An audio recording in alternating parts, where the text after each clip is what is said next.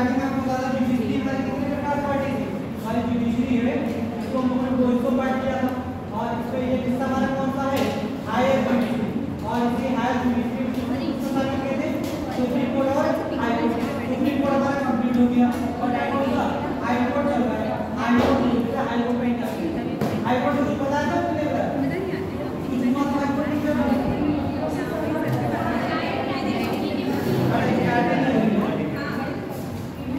बैठे तो लोग देखो सुप्रीम कोर्ट कंप्लीट हो गया हाई कोर्ट आज लोग देख लेते हैं। ठीक है हाई कोर्ट में आपको बताया था इसके लिए भाग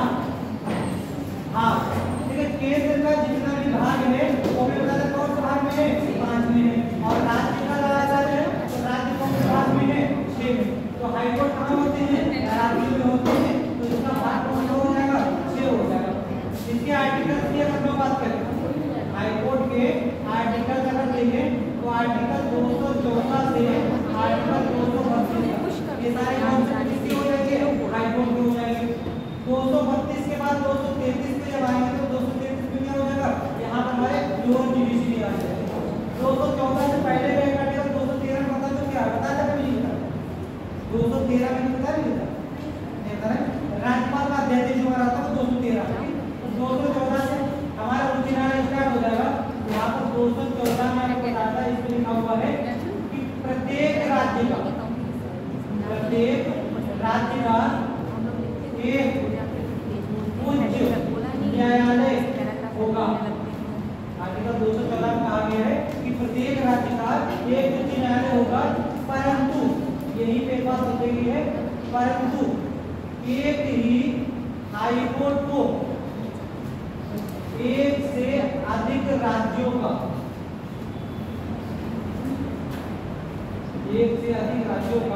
हाई कोर्ट बनाया जा सकता है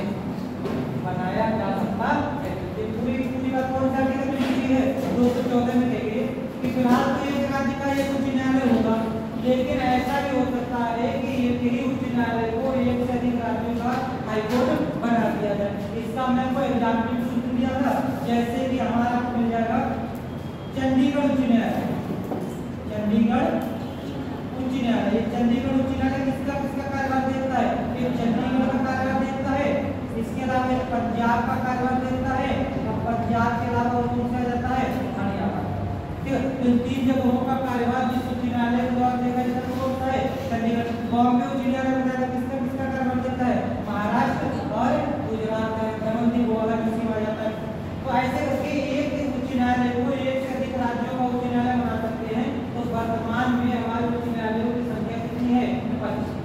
फिलहाल तो राज्य कितने हैं 28 और 8 हमारे संघ राज्य क्षेत्र हैं कितने हो जाते हैं 36 हो जाते हैं लेकिन सभी राज्यों में उच्च न्यायालय है नहीं। हमारे कितने हैं 25 उच्च न्यायालय तो 25 उच्च न्यायालय है। तो इसी 214 के बाद अगर हमारा आर्टिकल आ जाता है 215 में कहा गया है कि प्रत्येक उच्च न्यायालय अभिलेख न्यायालय की शक्ति रखता है। अभिलेख न्यायालय इसको क्या कहते हैं कोर्ट ऑफ रिकॉर्ड। अभिलेख न्यायालय का आपको बताना उच्च न्यायालय की अभिलेख न्यायालय होता है इसके अलावा सुप्रीम कोर्ट भी अभिलेख न्यायालय होता है। आपको उच्च न्यायालय के बारे में पूछा है कौन सा उच्च अभिलेख न्यायालय है 215 उच्च न्यायालय और सुप्रीम कोर्ट का पूछा है कौन सा उच्च में उसको अभिलेख न्यायालय कहा गया है तो हो जाएगा 129। ठीक है सुप्रीम कोर्ट को अगर अभिलेख न्यायालय पूछा जाए तो 129 लेकिन अगर उच्च न्यायालय को अभिलेख न्यायालय पूछा कौन से में है 215 इसका आप बता सकते हैं क्या होगा अभिलेख न्यायालय अभिलेख न्यायालय बताया था अभिलेख न्यायालय नीचे तो दिख लगा बताया था इसको पहले अभिलेख न्यायालय किसको पहले हां ये तो सुप्रीम कोर्ट को बताया 215 का हाई कोर्ट हो जाएगा। अभिलेख न्यायालय कहते किसको बताया नहीं था इसके जितने भी डिसीजन होते हैं उसको क्या करेंगे रिकॉर्ड के रूप में रखेंगे। आगे जो भी न्यायालय डिसीजन देगा उसमें उसको बेस बना लेंगे कि ऐसी बात उसने उच्च न्यायालय ने कही थी। तो 215 में ऐसी कोर्ट ऑफ रिकॉर्ड किसको दी गई है हाई कोर्ट। अगर किसी कोर्ट के द्वारा किसी व्यक्ति के द्वारा हाई कोर्ट के किसी डिसीजन का उल्लंघन किया जाता है तो हाई कोर्ट को अपनी अवमानना के दंड देने का अधिकार होगा। कौन से के तहत न्यायालय की अवमानना अधिनियम, न्यायालय की अवमानना अधिनियम, कंटेम्प्ट ऑफ कोर्ट एक्ट वर्ष 2000 का पारित किया गया कंटेम्प्ट ऑफ कोर्ट एक्ट 1971 में, कंटेम्प्ट ऑफ कोर्ट एक्ट 1971 कि अगर किसी व्यक्ति ने हाई कोर्ट के निर्णयों को मानने से इनकार कर दिया या उसके निर्णय के अपोजिट कोई डिसीजन देता है, ऐसे में हाई कोर्ट उस पर कार्रवाई कर सकती है। कौन से एक्ट के तहत? Contempt of court act 1971। यही चीज हम लोग सुप्रीम कोर्ट में पढ़ेंगे। तो पहला पॉइंट आपको ध्यान रखना 2014 में कि प्रत्येक राज्य का एक उच्च न्यायालय होगा, परंतु एक ही उच्च न्यायालय को एक से अधिक राज्यों का उच्च न्यायालय बना सकते हैं। और 215 में कहा गया कि प्रत्येक उच्च न्यायालय क्या होगा? एक अभिलेख न्यायालय। 216 में इससे संबंधित और चीजें हैं, शक्तियां हैं, उससे मतलब नहीं है। अगला बार में कहा जाता है 217। अब यहाँ पे एक एक शब्द ध्यान रखना, 217 में कहा गया है प्रत्येक राज्य का उच्च न्यायालय ऐसे न्यायाधीशों से मिलकर बनेगा। ऐसे न्यायाधीशों से मिलकर बनेगा जिन्हें राष्ट्रपति समय पर निर्धारित करे, जिन्हें राष्ट्रपति समय पर निर्धारित करे। तो इसको पढ़ो, इससे और इसका अर्थ देखते हैं। 216 कहा गया है कि प्रत्येक राज्य का उच्च न्यायालय ऐसे न्यायाधीशों से मिलकर बनेगा जिन्हें राष्ट्रपति समय पर निर्धारित करे। मतलब हाईकोर्ट में कितने न्यायाधीश होंगे ये डिसाइड करने का अधिकार किसके पास होता है? राष्ट्रपति के पास। ये चीज सुप्रीम कोर्ट से कुछ अंतर नहीं हुए है। सुप्रीम कोर्ट में कितने न्यायाधीश होंगे ये डिसाइड करने का अधिकार किसके पास है?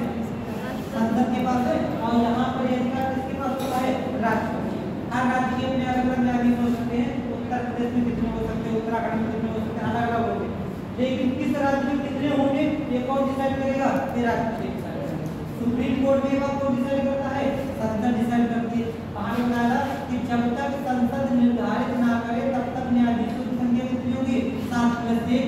इनकी वृद्धि करने का अधिकार है। तो वर्तमान में वृद्धि करते हुए कितने हो गए हैं? 33+1। यहाँ पर ये संख्या निर्धारित करने का अधिकार किसके पास होता है? राष्ट्रपति। इतनी बातें क्लियर? 3 आर्टिकल से आप नोट करो, इसके बाद आगे 216 उतार दो, 215 में अभिलेख न्यायालय और 216 में हाई कोर्ट का स्ट्रक्चर।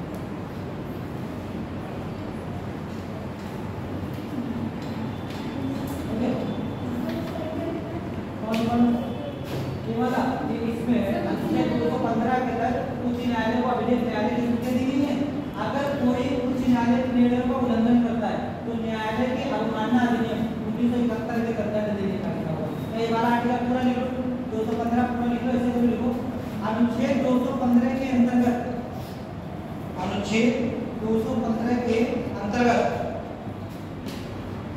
उच्च न्यायालय को, अनुच्छेद 215 के अंतर्गत उच्च न्यायालय को अभिलेख न्यायालय, उच्च न्यायालय को अभिलेख न्यायालय की शक्तियां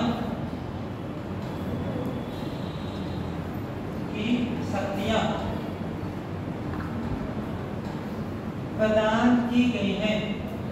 उच्च न्यायालय की अभिलेख न्यायालय की शक्तियां प्रदान की गई हैं। अगला पॉइंट, उच्च न्यायालय के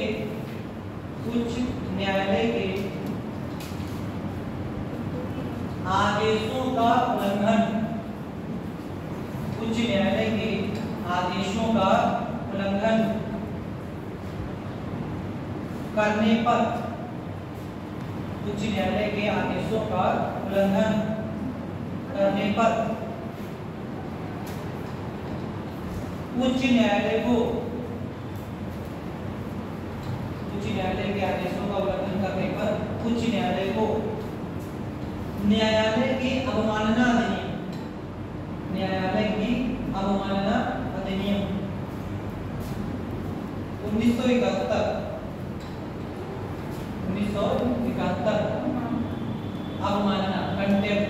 अवमानना अधिनियम 1971 के द्वारा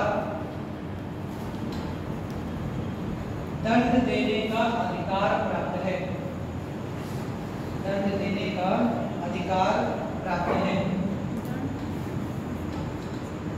ठीक है, ये हमारा 215 हो गया। अब 215 का 216 में इसका स्ट्रक्चर दिया है। 216 लिख लिया, ठीक है। अब लोग देख लेते हैं अगला आर्टिकल। अगला देखो आता है न्यायाधीशों की नियुक्ति। ज्यादातर सारे कॉन्सेप्ट ये नियुक्ति वगैरह कौन से आर्टिकल में आते हैं? 217 में आते हैं। तो अगला बार आता है न्यायाधीशों की नियुक्ति, हाई कोर्ट के न्यायाधीशों की नियुक्ति। यहाँ पर देखिए तो आर्टिकल ध्यान रखना है कौन सा है? 217। जैसे सुप्रीम कोर्ट के लिए 124 के कई भाग थे, ऐसे करके हाई कोर्ट के लिए भी 217 के कई हिस्से होते हैं। इसमें एक हमारा कौन सा है? 217 एक। इसमें हाई कोर्ट के न्यायाधीशों की नियुक्ति की बात की गई है कि हाई कोर्ट के न्यायाधीशों की नियुक्ति कौन करते हैं? राष्ट्रपति करते हैं। पहला पॉइंट ध्यान रखना है, राज्यपाल नहीं करते हैं। दिमाग से निकाल देना, पर दिमाग में कि सुप्रीम कोर्ट केंद्र का होता तो राष्ट्रपति हो गया, और हाई कोर्ट राज्य का होता तो राज्यपाल करेगा। राज्यपाल नहीं करते हैं।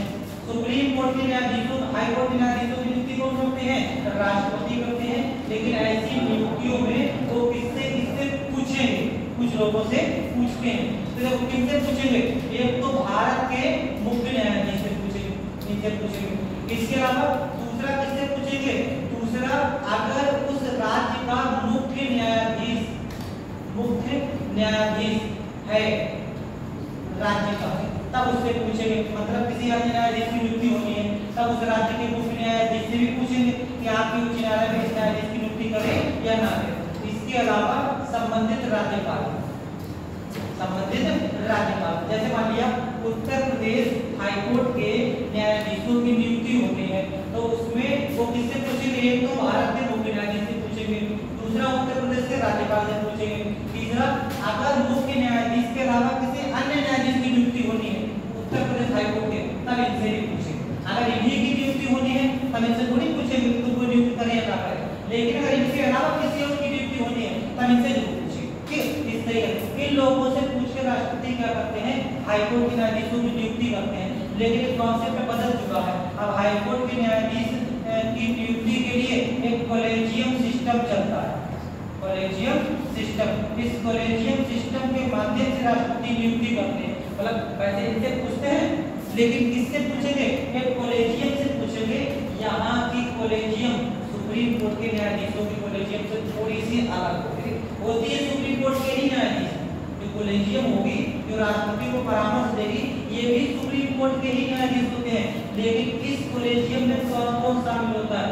एक में सीजीआई शामिल होंगे भारत के, इसके अलावा 2 अन्य न्यायाधीश शामिल।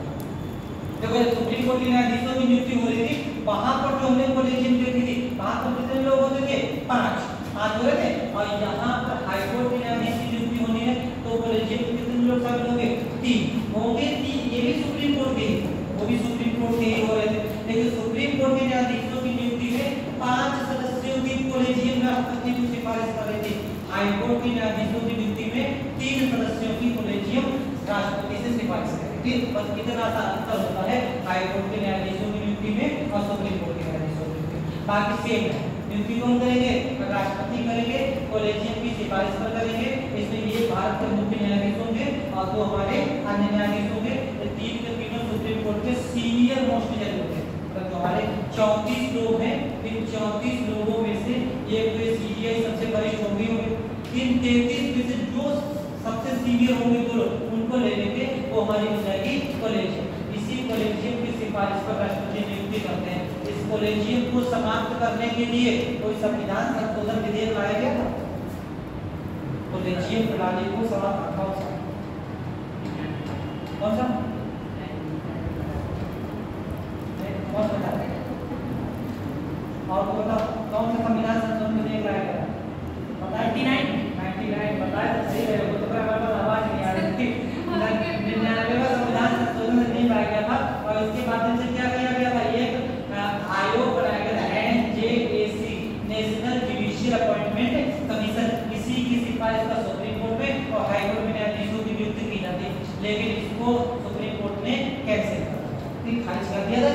इस समय हमारे न्यायाधीशों की नियुक्ति कैसे होती है? कोलेजियम सिस्टम के माध्यम से होती है।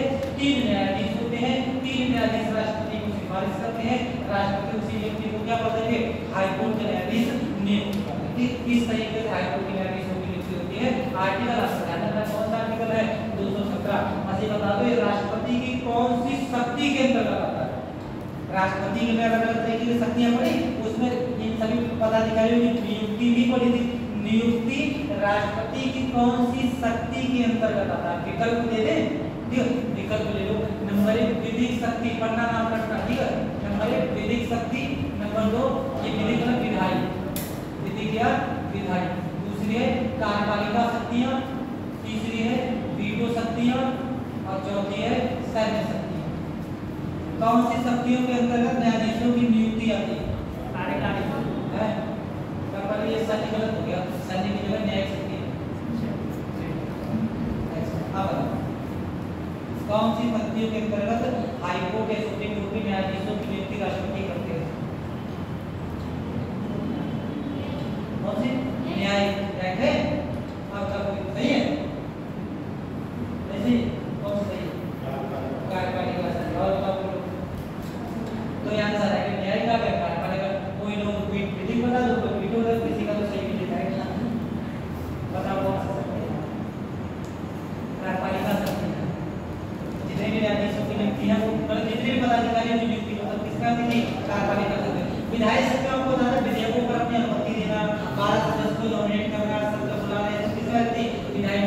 वीटो को कोई रोक लेना विधेयक को। और न्यायिक शक्ति में क्षमादान शक्तियां, ठीक है। हमने लिख दिया न्यायिक, तो मतलब इसी को क्षमादान भी कहते हैं। तो न्यायिक का मतलब सोचा तो न्यायिक न्यायपालिका से संबंधित इसीलिए लगा दिए हैं।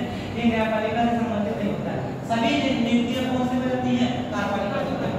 तो एक आर्टिकल आर्टिकल 217 उसका लिखो, मैंने लिखो अनुच्छेद 217 के अनुसार, अनुच्छेद 217 के अनुसार हाईकोर्ट के न्यायाधीशों की नियुक्ति, अनुच्छेद 217 के अनुसार हाईकोर्ट के न्यायाधीशों की नियुक्ति राष्ट्रपति करते हैं। हाईकोर्ट के न्यायाधीशों की नियुक्ति राष्ट्रपति करते हैं। और ऐसी नियुक्तियों में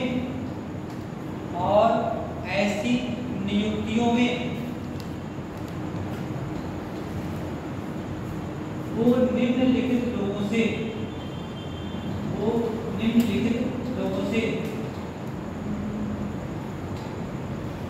परामर्श करते हैं।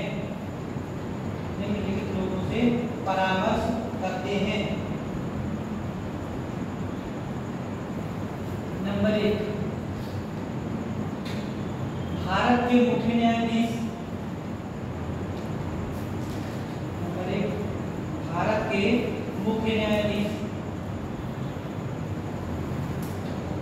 नंबर 2 संबंधित राज्य के मुख्य न्यायाधीश। संबंधित राज्य के मुख्य न्यायाधीश। नंबर 3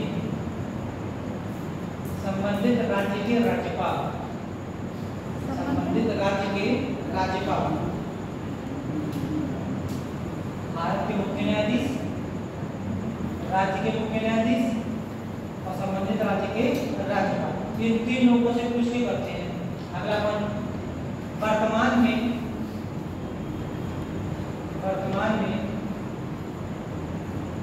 3 सदस्यीय कोलेजियम, ऐसे कहते हैं कोलेजियम, 3 सदस्यीय कोलेजियम।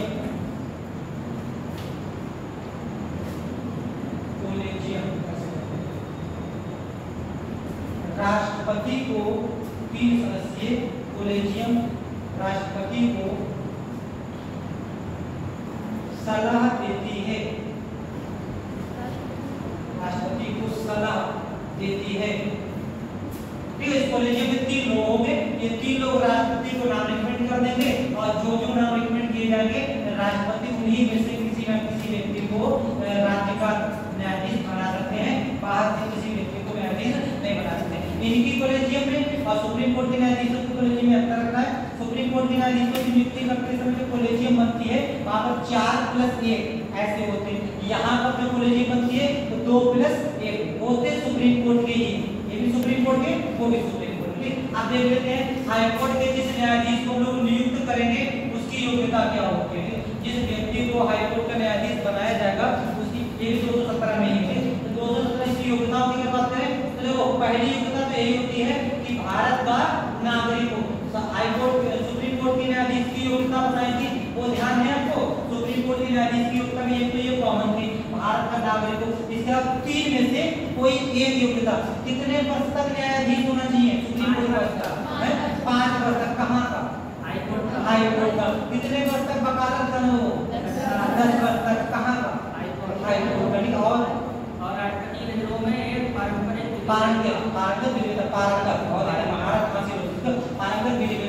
तो उसको सुप्रीम कोर्ट का न्यायाधीश बनाएंगे। यहाँ पर एक तो ये वाली कंपल्सरी नहीं है, 2 में से कोई एक, वहाँ पर 3 में से एक, यहाँ पर 2 में से कोई एक। तो या तो 10 वर्ष तक कम से कम 10 वर्ष तक किसी हाई कोर्ट में अधिवक्ता रहा, किसी हाई कोर्ट में अधिवक्ता रहा, मतलब या तो उसको किसी हाई कोर्ट में 10 वर्ष तक वकालत करने का अनुभव हो। अगर ये नहीं है तो कम से कम 10 वर्ष तक न्यायाधीश रहा। ये न्यायाधीश कहाँ रहा? हाईकोर्ट में 10 वर्ष तक हाईकोर्ट का न्यायाधीश रहा। हाईकोर्ट में बनना ही है, हाईकोर्ट में तो बनना ही है। ये किसी भी लोअर कोर्ट में रहा, किसी भी लोअर कोर्ट में अगर वो 10 वर्ष तक न्यायाधीश है तो वो सुप्रीम हाई कोर्ट का न्यायाधीश बनने के लिए एलिजिबल हो गया। तो या तो 10 वर्ष तक हाई कोर्ट में अधिवक्ता रहा, अधिवक्ता हाई कोर्ट में काउंट किया जाएगा, ठीक। किसी लोअर कोर्ट का अधिवक्ता काउंट नहीं किया जाएगा। अगर हाई कोर्ट में 10 वर्ष तक अधिवक्ता है या फिर 10 वर्ष तक कहीं पर भी न्याय प्रदान किया है तो ऐसी सिचुएशन में वो व्यक्ति उच्च न्यायालय का न्यायाधीश बनने के योग्य होता है। अब ऐसा व्यक्ति जिसको हम हाई कोर्ट का न्यायाधीश बना देंगे, इसका कार्यकाल कितना होगा, मतलब कितने समय तक ये व्यक्ति हाई कोर्ट का न्यायाधीश बना रह सकता है। तो कार्यकाल की बात करें सुप्रीम, देखो जब भी लोग करेंगे इसको सुप्रीम कोर्ट से कंपेयर करो, यहाँ पे आ जाओ। जैसे लोग कार्यकाल की बात करें तो सुप्रीम कोर्ट के न्यायाधीश का कार्यकाल कितने वर्ष का होता है? सुप्रीम कोर्ट के न्यायाधीश का कार्यकाल कितने वर्ष का होता है? 5 वर्ष। 65 वर्ष की आयु, सही है। 60 ये बताओ 62 या 65 सही है। 65 वर्ष तक सुप्रीम, वहां पे बताया सुप्रीम कोर्ट का न्यायाधीश 65 वर्ष की आयु तक अपने पद पर बना रहेगा। अगर 65 वर्ष से पहले उसका पद खाली करना हो तो कैसे करेंगे? सुप्रीम कोर्ट बताओ, हाथ दोनों तक पढ़ के आओ तभी आगे बढ़ोगे। प्रस्ताव तो बहुत बाद में है, और भी तो खाली होगा है। हाँ, मृत्यु हो जाएगा, त्यागपत्र दे दे, किसको? राष्ट्रपति में त्यागपत्र दे दे, या मृत्यु हो जाए या फिर संसद के द्वारा हटा दे। सेम प्रोसेस यहाँ पे होती है। यहाँ के कार्यकाल की बात करें तो हाई कोर्ट का न्यायाधीश 62 वर्ष की आयु तक, हाई कोर्ट का न्यायाधीश 62 वर्ष की आयु तक अपने पद पे बना रहेगा।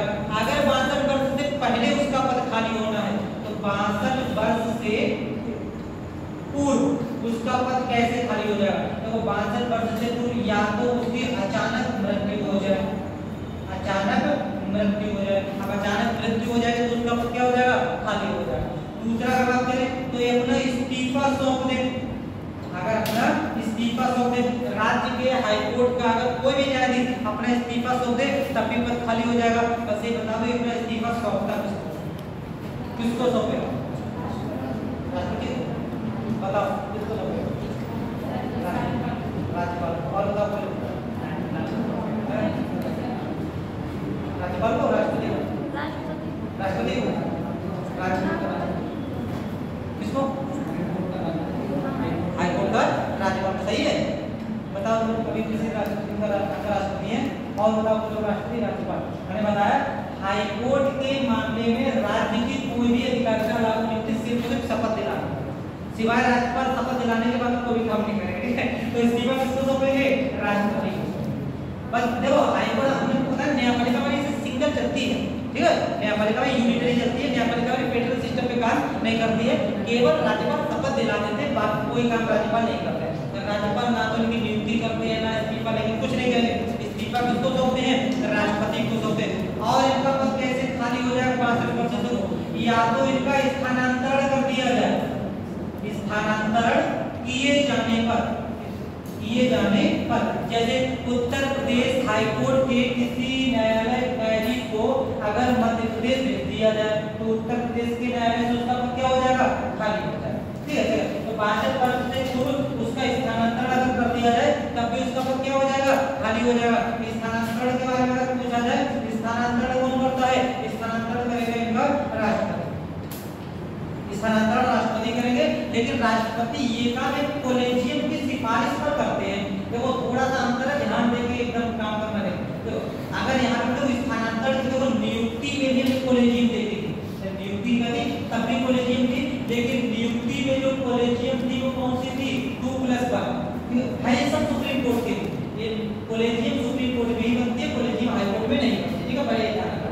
तो सुप्रीम कोर्ट के 3 न्यायाधीश की सिफारिश पर राष्ट्रपति इनकी नियुक्ति कर रहे थे, लेकिन अगर स्थानांतरण की बात करें तो स्थानांतरण भी राष्ट्रपति करेंगे और कॉलेजियम की सिफारिश पर करेंगे, लेकिन इस कॉलेजियम में कितने लोग शामिल होंगे, यहाँ पर 4 शामिल होंगे, ठीक है। ये कॉलेजियम बैठती है जैसे सुप्रीम कोर्ट के न्यायाधीशों की नियुक्ति की जाती है, तो स्थानांतरण में कॉलेजियम 4+1 सदस्यों की होगी, नियुक्ति में कॉलेजियम 2+1 सदस्यों की। ये चीज ध्यान रखिए, तो कॉलेजियम 3 प्रकार की आ गई। ये हमने सुप्रीम कोर्ट में कॉलेजियम देखे थी, कितने न्यायाधीश थे सुप्रीम कोर्ट के न्यायाधीशों की नियुक्ति में, 5, 4+1। हाई कोर्ट के न्यायाधीशों की नियुक्ति में कॉलेजियम देखे, कितने हो गए, 3, 2+1। हाई कोर्ट के न्यायाधीशों की स्थानांतरण कॉलेजियम आ गए, कितने, 4+1। तो अलग अलग तरह की कॉलेजियम है, ये ना करना कि नियुक्तियों में भी 5 न्यायाधीशों की सलाह लेंगे और यहाँ पर भी 5 न्यायाधीशों की, यहाँ पर 5 है, सुप्रीम कोर्ट में भी 5 है, लेकिन हाई कोर्ट की नियुक्ति के बाद 3, ठीक है, ये चिंता रहता है। तो या तो 62 वर्ष से पूर्व इनकी मृत्यु हो जाए तब भी पद खाली हो जाएगा, 62 वर्ष से पूर्व अगर राष्ट्रपति को संबोधित इस्तीफा दे दें तब भी पद खाली हो जाएगा, या फिर इनका स्थानांतरण कर दिया जाए, किसके द्वारा, राष्ट्रपति के द्वारा 5 न्यायाधीशों की कॉलेजियम की सिफारिश पर, तब फिर उनका पद क्या हो जाएगा, खाली हो जाएगा। और कैसे खाली हो सकता है, इनको राज्य विधानमंडल द्वारा हटाया जाने पर, सुप्रीम कोर्ट को संसद हटा रहा था, लेकिन ये तो राज्य के हैं, कौन हटाए, मैंने बताया कतई कंफ्यूज ना हो, बस एक बात है, वो शपथ दिलाते हैं केवल राज्यपाल, बाकी सब सिस्टम केंद्र कंट्रोल करता है, राज्य का कोई हस्तक्षेप नहीं है। तो इनको संसद के द्वारा, ध्यान रखना है, संसद के द्वारा हटाए जाए, संसद के द्वारा हटाए जाने पर, जब भी राज्य के न्यायाधीशों की बात आ जाए, कुछ भी आ जाए शपथ को छोड़कर, तो सब केंद्र के हिसाब से चलना, केवल शपथ की अगर बात आ जाए तो शपथ दिलाएंगे कौन, राज्यपाल शपथ दिलाएंगे, बाकी राज्य का जितना भी सिस्टम होता है, राज्य का सिस्टम न्यायपालिका बिल्कुल हस्तक्षेप नहीं करता, सब काम कौन करेंगे, केंद्र के द्वारा किया जाता है। तो ये ध्यान रखिए, कार्यकाल कितने वर्ष का है, 62 वर्ष का। 62 वर्ष से पूर्व या तो अचानक मृत्यु हो जाए, या राष्ट्रपति को संबोधित इस्तीफा दे दें, या फिर राष्ट्रपति के द्वारा इनका स्थानांतरण कर दिया जाए, या फिर संसद के द्वारा इनको हटा दिया जाए। ऐसी सिचुएशन में 62 वर्ष से पूर्व इनका पद क्या हो जाएगा, खाली। इसको नोट करो, इसको कर लिया।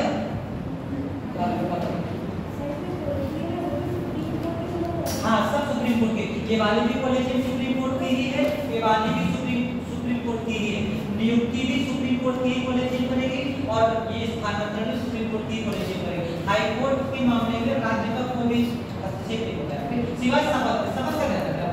शपथ की अगर बात करें तो शपथ दिलाएंगे कौन, शपथ राज्यपाल दिलाते हैं, साइड में नोट कर देना, तो शपथ कौन दिलाते हैं, राज्यपाल दिलाते हैं, बाकी कुछ भी काम राज्य के द्वारा नहीं किया जाता है। कार्यकाल में चीज नोट करो,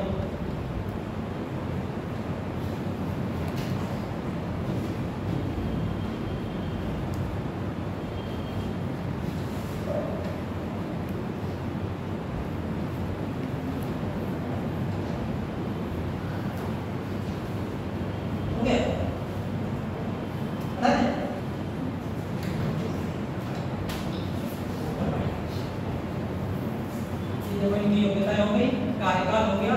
इसके बाद हम इनको एक बार हटाने की प्रक्रिया देख लेते हैं, कैसे करके संसद इनको हटाती है। हटाने की प्रक्रिया आप लोग बताएंगे, हम आपको पहले बता चुके हैं। अब हटाने की प्रक्रिया आप लोग बता दो कि अगर हाईकोर्ट के किसी न्यायाधीश को हटाया जाना है तो उसके लिए कोई ना कोई आधार होगा।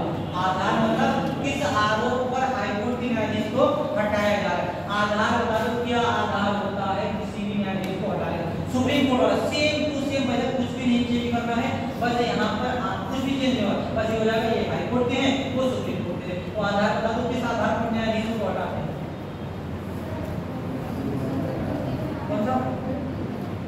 नहीं, मृत्यु से हटाते हैं, मृत्यु नहीं है, उसको रोक नहीं पाए। कोई आधार होगा कि जो किस आधार पे है? साबित कदाचार, साबित कदाचार एवं असमर्थता, साबित कदाचार एवं असमर्थता। हमें ऐसा लग रहा है कि आगे बढ़ते जा रहा है, पीछे का गायब होता जा रहा है, पीछे का हमेशा आगे बढ़ते चले जा रहे हैं, पीछे पीछे का गायब होता जा रहा है। जब तक टॉपिक चलता है तब तक याद रहता है, उसके बाद याद नहीं रहता है। मतलब ये है कि घर पे पढ़ना पढ़ते नहीं देखा जाता है, इसी पीछे का याद रहता है। अब देखो अभी तो जैसे हम लोग शाम को क्लास करते हैं, शाम को क्लास मतलब वही रहती है जो आपका टॉपिक डेली का डेली चल रहा है, लगभग वही क्लास रहती है। आज अभी तक 3 दिन पॉलिटिक्स क्लास रहेगी, आज कल तो आपके यही टॉपिक रहेंगे, परसों स्टार्टिंग से लेकर लास्ट तक के, ठीक है, स्टार्टिंग से लेकर लास्ट तक के हर टॉपिक के 2-2 क्वेश्चन, एक-एक 2-2 क्वेश्चन ऐसे करके डालेंगे, रिवीजन करके आते हैं। आंसर हम नहीं करना, आंसर आपको बताना, फिर टेस्ट टाइप का समझो पढ़ो आज ऐसे करते रहे।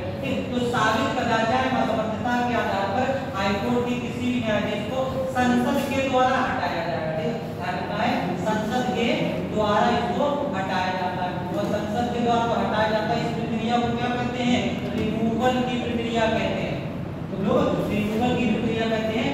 जब संसद के द्वारा इनको हटाया जाना होता है तो ऐसा प्रस्ताव चाहे तो लोकसभा में ले आओ और चाहे तो ऐसा प्रस्ताव राज्यसभा में ले आओ। मतलब न्यायाधीशों को हटाने की प्रक्रिया की शुरुआत संसद के किसी भी सदन में शुरू हो सकती है। अगर ऐसा प्रस्ताव लोकसभा में लाया जाता है तो लोकसभा के कम से कम 100 सदस्य उस प्रस्ताव पर हस्ताक्षर करें, 100 सदस्यों के हस्ताक्षर होने चाहिए। और अगर ऐसा प्रस्ताव राज्यसभा में लाया जाता है तो राज्यसभा के कम से कम 50 सदस्यों के, 50 सदस्यों के उस पर हस्ताक्षर होने चाहिए। अगर लोकसभा में लाया जाता है तो 100 सदस्यों के, और राज्यसभा में लाया जाता है तो 50 सदस्यों के उस प्रस्ताव पर हस्ताक्षर होने चाहिए। इसके बाद जिस भी सदन में लाया जाएगा उस सदन का प्रिसाइडिंग ऑफिसर क्या करेगा? एक 3 सदस्यीय जांच कमेटी गठित करेगा। 3 सदस्यीय जांच कमेटी। न्यायाधीशों को हटाने की प्रक्रिया इस बार की बहुत खास है, कहीं से भी डायरेक्ट इनडायरेक्ट क्वेश्चन बन सकता है, प्रक्रिया चल ही रही है, प्रक्रिया स्टार्ट हो गई है। तो साथ शीतकालीन सत्र में उनके खिलाफ प्रस्ताव भी आ जाएगा। अभी तो मानसून सत्र चल रहा है, अगला सत्र आएगा तो उनके खिलाफ प्रस्ताव भी आ सकता है। फिलहाल तो हाई इसमें लोकसभा में ऐसा प्रस्ताव शुरू हो चुका है। तो 3 सदस्यीय जांच कमेटी ऐसे मामलों पर, ऐसे आरोपों पर जांच करेगी कि वास्तव में वो कदाचार का आरोपी है या नहीं है। अगर ये आरोप सही पाए जाते हैं तो इस प्रस्ताव को एक्सेप्ट कर लिया जाएगा। अगर ये प्रस्ताव आरोप गलत पाए जाते हैं तो प्रस्ताव यही हो जाएगा खारिज। अगर ये प्रस्ताव स्वीकार हो जाता है तो उसके बाद दोनों सदनों में अलग अलग वोटिंग कराई जाएगी, और अलग अलग वोटिंग के लिए बहुमत कितना चाहिए होता है? विशेष बहुमत। अगर विशेष बहुमत से दोनों सदनों में अलग अलग ऐसा प्रस्ताव पारित हो जाता है तो न्यायाधीश को अपने पद से हटना पड़ता है। अब तो क्वेश्चन आपसे कैसे करके बनेंगे? क्वेश्चन आपसे तो आधार पूछा जाएगा कि किस आधार पर न्यायाधीश के खिलाफ प्रस्ताव लाते हैं? साबित कदाचार एवं असमर्थता, इस आधार पर उसके खिलाफ प्रस्ताव लाते हैं। दूसरा क्वेश्चन बनेगा कि संसद के किस सदन में इस प्रक्रिया शुरू हो सकती है? किसी भी सदन में शुरू हो सकती है, चाहे लोकसभा में चाहे राज्यसभा में शुरू हो सकती है। तीसरा पॉइंट, अगर लोकसभा में ऐसा प्रस्ताव आता तो कितने सदस्यों के हस्ताक्षर होने चाहिए? 100 सदस्यों के। और राज्यसभा में आता तो ऐसे कितने सदस्यों के? 50 सदस्यों के हस्ताक्षर होने चाहिए।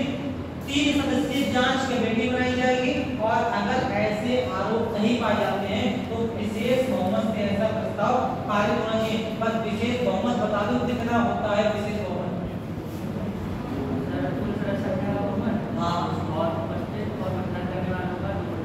2/3, ठीक है। प्रेजेंट एंड वोटिंग का 2/3 और कुल सदस्य संख्या का बहुमत, इसको लोग बोलते हैं विशेष वोट, यानी कि टोटल का बहुमत। एक तो ये होता है और टोटल के बहुमत के साथ साथ प्रेजेंट एंड वोटिंग का 2/3, ये दोनों बहुमत मिलते हैं तो उसको क्या कहते हैं, विशेष बहुमत कहते हैं। जब तक दोनों मिलेंगे नहीं तब तक प्रस्ताव पारित होगा नहीं। तो दोनों में ये वाली संख्या तो हमारी फिक्स रहेगी, ठीक है, टोटल का बहुमत एक फिक्स रहेगी, ये वाली संख्या हमारी बदलती रहती है। तो प्रेजेंट एंड वोटिंग कम बड़ी हो सकता है, किसी दिन कम है किसी दिन ज्यादा, तो ये वाली संख्या बदल जाएगी, ये वाली संख्या हमारी फिक्स रहेगी। इसको बोलते हैं विशेष बहुमत। आज तक किसी न्यायाधीश के खिलाफ ऐसा प्रस्ताव पारित हुआ है कि नहीं हुआ? नहीं हुआ ना। अच्छा, आपसे बस लिखने भी दिया, इसको चर्चा में भी चल रहा है। एक क्वेश्चन देखो, अच्छा ये आपने उस दिन क्वेश्चन दिया था, लिख के तो कोई आया नहीं, क्वेश्चन दिया था कोई लिख ही नहीं लिखा। चलिए ये वाला क्वेश्चन एक लिखो और इसको लिख के ला।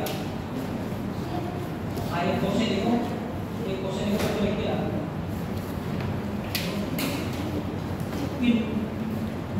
न्यायिक सुधार के लिए, न्यायिक सुधार के लिए, न्यायिक सुधार के लिए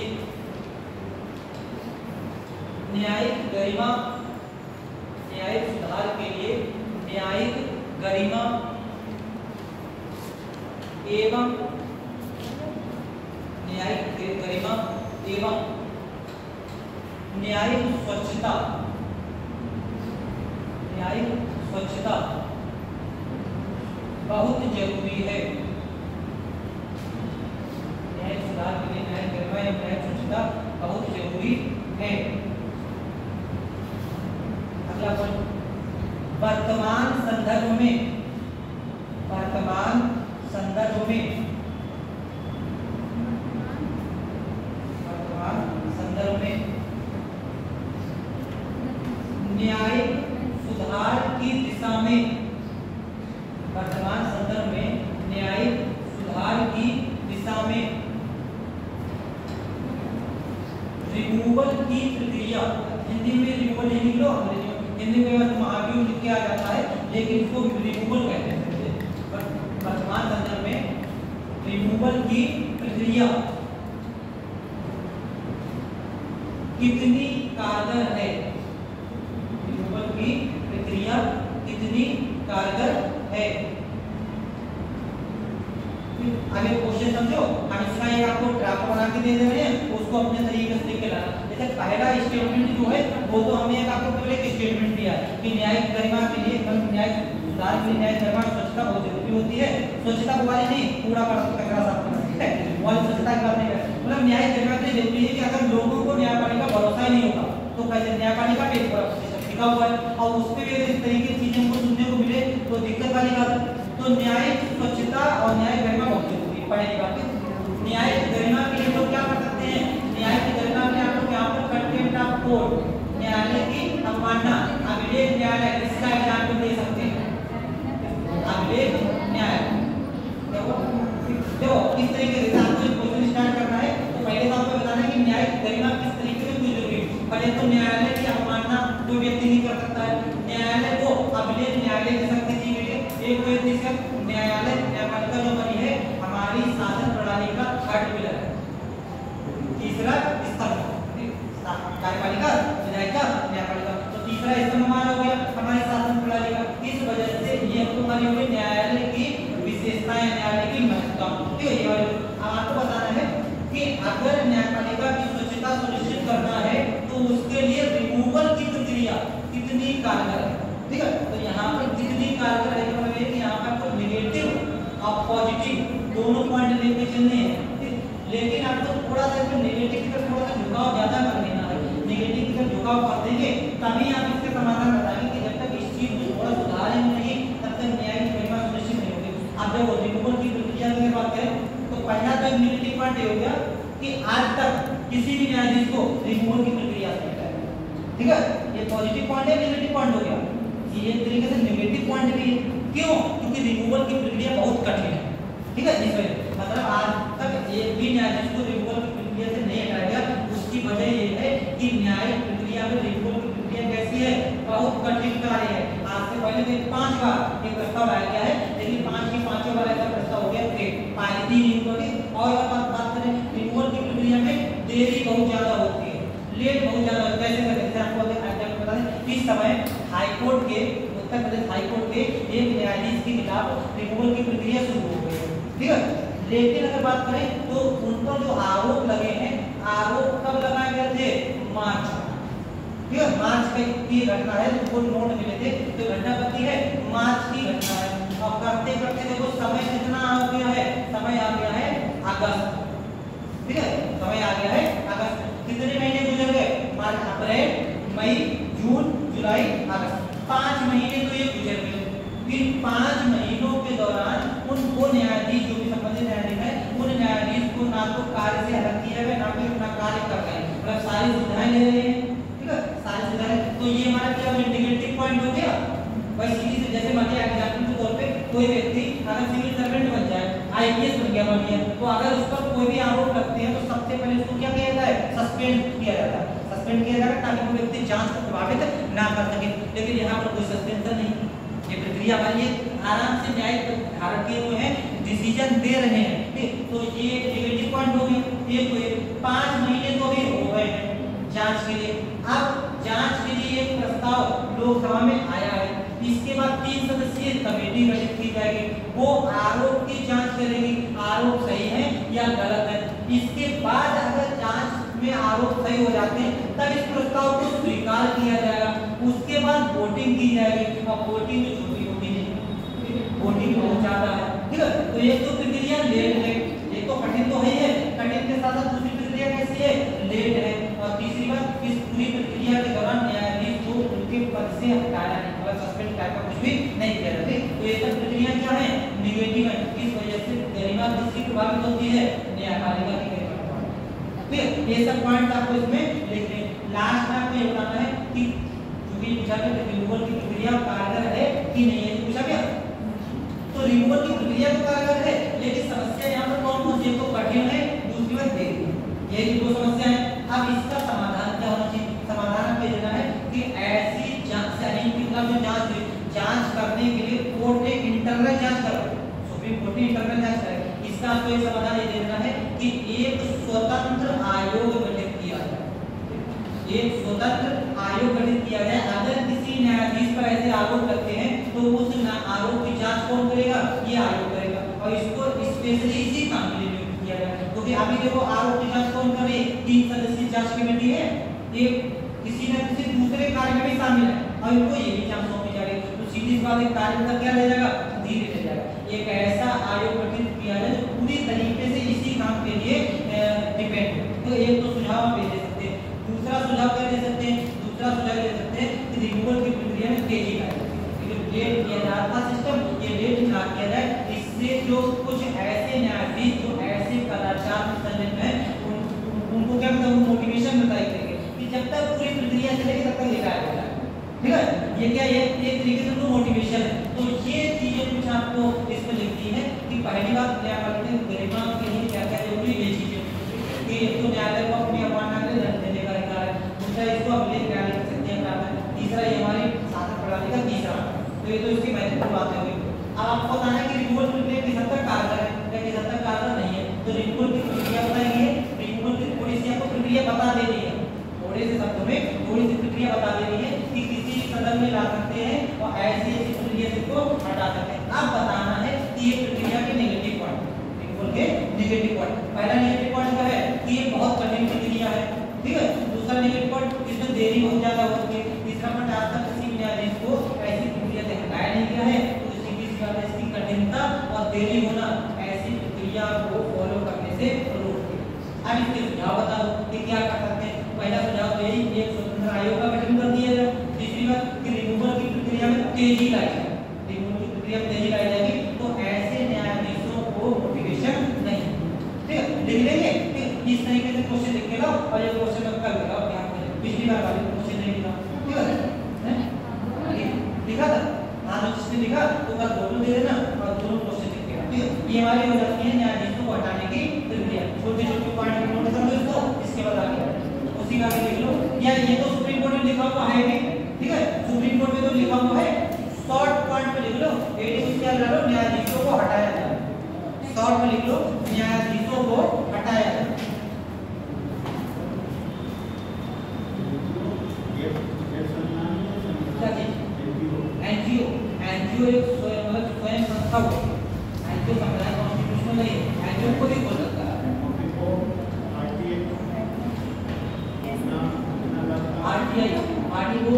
कॉन्स्टिट्यूशनली विधिक सांविधिक जिसको कह सकते हैं, यानी कि कॉन्स्टिट्यूशनल नहीं है।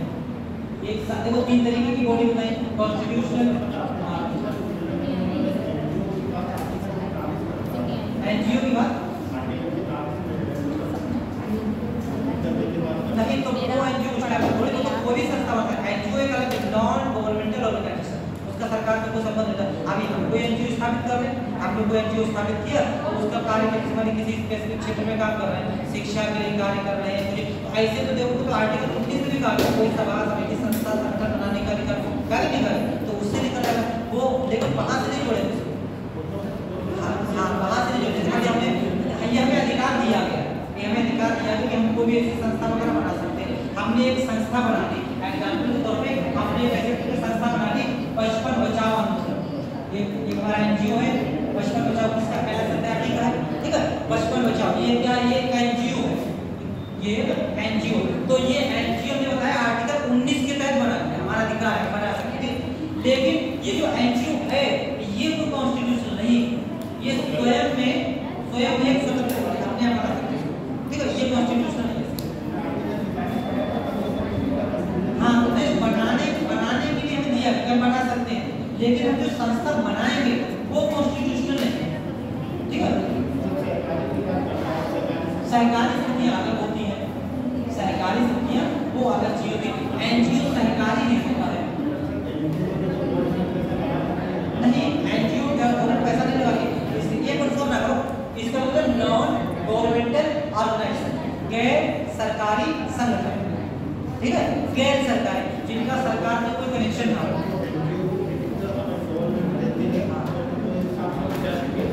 वो एक प्रकार से कह सकते हैं अनुदान है, हाँ अनुदान है, तो वित्त देना अनुदान देने का मतलब ये होगा कि उसमें शामिल ही होगा, ठीक, सरकार इसमें शामिल नहीं होती, सरकार से लोग अनुदान लेते हैं, ये सामान्य किसके लिए कार्य करते हैं, समाज के विकास के लिए कार्य कर रहे हैं, तो समाज के विकास के लिए कार्य सरकार से पैसा ले लिया, अनुदान ले लिया, ये चीज बिल्कुल बजट में क्या आवंटित किया जाता है, सरकार अपनी तरफ से अनुदान दे सकती है, तो ये स्वयं एक संस्था कैसी है, ये नॉन कॉन्स्टिट्यूशनल, ठीक है।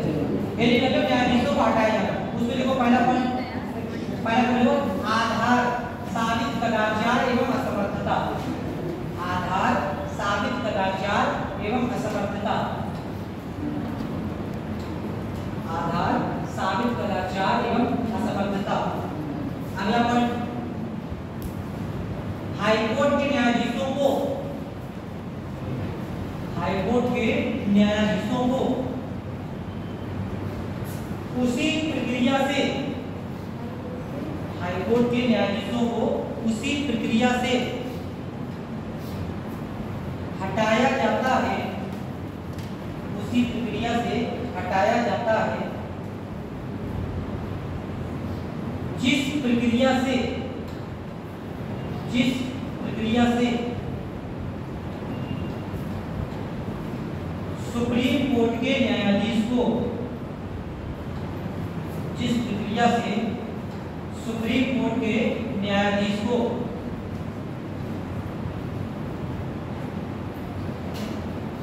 हटाया जाता है, जिस प्रक्रिया से सुप्रीम कोर्ट के न्यायाधीश को हटाया जाता है, ठीक है। ये हमारे जैसे सुप्रीम कोर्ट के न्यायाधीश कौन है, वैसे इंपॉर्टेंट है, प्रक्रिया कोई भी अंतर नहीं होगा, ठीक। अगला देखो हमारा आता है हाईकोर्ट में, हाईकोर्ट में हमारे होते हैं कुछ अतिरिक्त न्यायाधीश, अतिरिक्त न्यायाधीश, अतिरिक्त न्यायाधीश के साथ साथ और आ जाते हैं अतिरिक्त न्यायाधीश एवं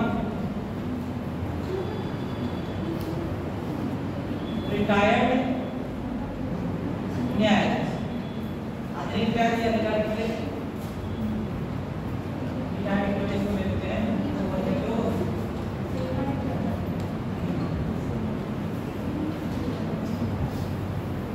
एडिशनल एक्टिंग कार्यवाहक नहीं, कार्यवाहक एडहॉक क्या होते हैं, सुप्रीम कोर्ट होते हैं, जो सुप्रीम कोर्ट में एडहॉक होते हैं वही हाई कोर्ट में कौन होते हैं, अतिरिक्त न्यायाधीश होते हैं। तो यहाँ पर दो ले लेंगे, पहले एक कौन सा अतिरिक्त न्यायाधीश और दूसरे कौन से कार्यवाहक, ठीक। तो आर्टिकल 124 में 224 आर्टिकल 224 में किसका कॉन्सेप्ट किया गया है, अतिरिक्त न्यायाधीशों की नियुक्ति का कॉन्सेप्ट किया गया है। तो होते क्या, जैसे मान लिया किसी समय अगर उच्च न्यायालय में कोई समय ऐसा आ सकता है कि उच्च न्यायालय में न्यायाधीशों की संख्या, न्यायाधीशों की संख्या अचानक क्या हो जाए, कम हो जाए। ऐसा सुप्रीम कोर्ट में हो सकता था। अगर कोई सिचुएशन ऐसी आ जाए कि उच्च न्यायालय में न्यायाधीशों की संख्या एकदम कम हो जाए और न्यायालय में कार्य बाधित हो जाए, ऐसी सिचुएशन में किनकी नियुक्ति की जा सकती है, अतिरिक्त न्यायाधीशों की नियुक्ति की जा सकती है। अब इससे पहले अतिरिक्त न्यायाधीश हम लोग देखें, इससे पहले मैं ये बता दूं, सुप्रीम कोर्ट में हम लोग एड हॉक न्यायाधीश की नियुक्ति कर रहे थे, ठीक है। हमने एड हॉक न्यायाधीश की नियुक्ति देखी थी, तो आर्टिकल आपको हम बता दे रहे हैं 127। अब बस ये बता दूं मैं, एड हॉक न्यायाधीशों की नियुक्ति कौन कर रहा था सुप्रीम कोर्ट में? सीजीआई कर रहा था। किससे पूछ के कर रहा था? राष्ट्रपति से पूछ के कर रहा था। और बताओ और क्या करते हैं एड हॉक? और किसी से पूछेंगे? एड हॉक किसको बनाते हैं? एड हॉक न्यायाधीश सुप्रीम कोर्ट में, हाई कोर्ट के ऐसे न्यायाधीश जो सुप्रीम कोर्ट के न्यायाधीश बनने के लिए एलिजिबल होते हैं, उन्हीं को बनाते हैं 127 के तहत। और कौन बनाएंगे? सीजीआई नियुक्त करेंगे। और किससे पूछेंगे? एक तो भारत के राष्ट्रपति से पूछेंगे, दूसरी बात संबंधित हाई कोर्ट के मुख्य न्यायाधीश से पूछेंगे, ठीक है। उत्तर प्रदेश के हाई कोर्ट के किसी न्यायाधीश को सुप्रीम कोर्ट के एड हॉक के रूप में नियुक्त करना है, तो एक तो राष्ट्रपति से पूछेंगे, दूसरे उत्तर प्रदेश के मुख्य न्यायाधीश से पूछेंगे। अभी तो उत्तर प्रदेश के न्यायाधीश को लेके जाएंगे सुप्रीम कोर्ट, ये चीज। इसके अलावा सामान्य तौर पे उस न्यायाधीश से भी पूछ सकते हैं, पूछ लेने में उससे बाध्यता नहीं है, पर उसकी सहमति देना, लेकिन उससे पूछेंगे कि आप सुप्रीम कोर्ट के एड हॉक के रूप में काम करना चाहते हो कि नहीं चाहते। इनसे अनिवार्य रूप से पूछेंगे, ठीक है, भारत के मुख्य न्यायाधीश। यही चीज राज्य में कौन होते हैं? अतिरिक्त न्यायाधीश होते हैं। तो पहला पॉइंट ध्यान रखना है कि आर्टिकल 224 के तहत यदि उच्च न्यायालय में न्यायाधीशों की संख्या अचानक कम हो जाए, ऐसी सिचुएशन में राष्ट्रपति, बस ये चीज ध्यान रखनी है आपके, राष्ट्रपति क्या करते हैं? एडिशनल जज यानी कि अतिरिक्त न्यायाधीश, इनकी नियुक्ति कर सकते हैं। देखो यहाँ पर ये नियुक्ति कौन कर रहे थे? भारत के मुख्य न्यायाधीश कर रहे हैं, ठीक है। यहाँ पर ये नियुक्ति राज्य के मुख्य न्यायमूर्ति नहीं करेंगे। कौन नियुक्ति करता है? राष्ट्रपति, चाहे एडिशनल हो चाहे कार्यवाही, ठीक है। दोनों की नियुक्ति कौन करेंगे? भारत के राष्ट्रपति करेंगे। ये बात ध्यान रखना है। यहाँ पे नियुक्ति कौन कर रहे थे? भारत के मुख्य न्यायाधीश कर रहे थे। पता लगे ये वाला ध्यान रहे, तो सोचो कि हाँ केंद्र में एड हॉक सीजीआई कर रहे थे, तो राज्य में अतिरिक्त न्यायाधीश कौन? राज्य के मुख्य न्यायाधीश करेंगे। गलत हो जाएगा, ठीक है। यहाँ पर ऐसी नियुक्ति कौन करते हैं? राष्ट्रपति करते हैं। और राष्ट्रपति ऐसी नियुक्ति करते समय किससे पूछेंगे? भारत के मुख्य न्यायाधीश से पूछेंगे, ठीक है। जब उल्टा हो गया, वहां पर सीजीआई कर रहे थे इनसे पूछ के, यहाँ पर राष्ट्रपति करेंगे सीजीआई से पूछ के, इस तरीके। और ऐसी नियुक्तियों में राष्ट्रपति एक तो सीजीआई से पूछ के करेंगे, दूसरे ऐसी नियुक्तियां अधिकतम 2 वर्ष के लिए दी जाती हैं। यानी कि एडिशनल जज कितने समय तक अपने पद पर रहेगा? या तो 2 वर्ष तक, और या फिर 2 वर्ष से पहले 62 वर्ष की आयु पूरी हो जाए, तब तक। या तो 62 वर्ष की आयु हो जाए और या तो 2 वर्ष पूरे हो जाए। इसके बाद एडिशनल जज अपने पद पर नहीं रहेगा, या तो इसको बीच में ही परमानेंट कर दिया, स्थायी कर दिया जाए, तब तो रहेगा। अगर स्थायी नहीं किया जाता है तो 2 वर्ष के बाद इसका पद क्या हो जाएगा? खाली हो जाएगा, जब न्यायालय में संख्या हो जाती है पूरी। ऐसे कार्यवाहक न्यायाधीशों की नियुक्ति कौन करेगा? राष्ट्रपति। ये चीज आप ध्यान रखनी है। यहाँ पे ऐसी नियुक्ति कौन करते हैं? सीजीआई करते हैं। कई बार ऐसा हो जाता है कि हाई कोर्ट में रिटायर्ड न्यायाधीश की नियुक्ति करनी होती है। रिटायर्ड न्यायाधीश की अगर बात करें, जैसे मान लिया हाई कोर्ट का ही कोई न्यायाधीश रिटायर्ड हो चुका है, सुप्रीम कोर्ट का नहीं, हाई कोर्ट का ही कोई न्यायाधीश अगर रिटायर्ड हो चुका है, और अगर ये वाला काम ना किया जाए, इनकी अगर नियुक्ति ना की जाए, तो एक विकल्प और कौन सा होता है? रिटायर्ड न्यायाधीश का विकल्प होता है। लेकिन यहाँ पर आता है रिटायर्ड न्यायाधीश की नियुक्ति संबंधित राज्य का मुख्य न्यायाधीश करता है, ठीक है। तो अलग अलग है सब, वरना लोग सभी न्यायाधीश की नियुक्ति राष्ट्रपति करते हैं, सभी न्यायाधीश की नियुक्ति राष्ट्रपति नहीं करते, ठीक, अलग अलग होते हैं। रिटायर्ड न्यायाधीश की अगर पूछी जाए तो भारत के मुख्य न्यायाधीश करेंगे। आप उस रिटायर्ड न्यायाधीश की सहमति लेंगे कि नहीं लेंगे? उस रिटायर्ड न्यायाधीश में आप मना करते तो बाध्यकारी नहीं है, मतलब ये कहें ना हम तो घर पे रहते हैं, काम नहीं करेंगे, पेंशन आइए आराम से, ठीक है। तो बाध्यकारी है इस पर? नहीं, बाध्यकारी है नहीं, सब नहीं है भाई। ये इसको काम करने सरकार नहीं बुला सकती जबरदस्ती, ये बुलाए तो ये ऐसा रिटायर नहीं, ये तो रिटायर इतना खामोश आया, तो सब लोग आंसर दिया कि हाँ नहीं बुला सकते। अरे भाई रिटायर हो गया, जबरदस्ती थोड़ी काम करवा के करवा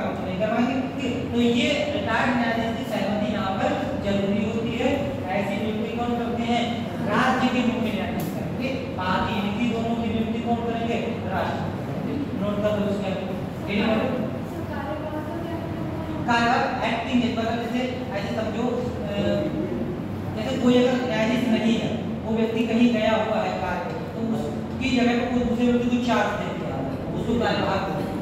ठीक है, तो कार्यवाहक हम लोग हैं कि दो व्यक्ति नहीं उसी जगह पे किसी दूसरे व्यक्ति को नियुक्त कर दिया जाए उसको कार्यवाहक है। फिर कार्यवाहक के बाद मुख्य न्यायाधीश हो जाते हैं, मुख्य न्यायाधीश नहीं है तो क्या हुए उनकी जगह पे जिसको बना दिया जाए वो हो जाएगा कार्यवाहक मुख्य न्यायाधीश।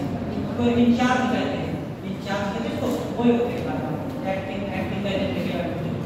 नोट और हेड करो, अतिरिक्त न्यायाधीश एवं कार्यवाहक न्यायाधीशों की नियुक्ति, अतिरिक्त न्यायाधीश एवं कार्यवाहक न्यायाधीशों की नियुक्ति। इसलिए को पहला पॉइंट, यदि उच्च न्यायालय में, यदि उच्च न्यायालय में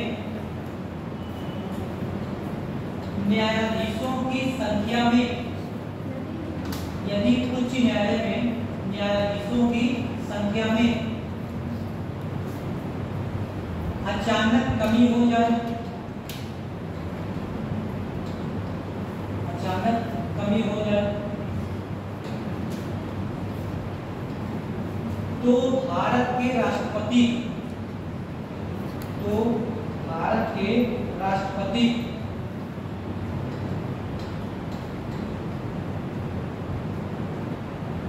भारत के मुख्य न्यायाधीश और उस राज्य के मुख्य न्यायाधीश से पूछेंगे, ठीक है।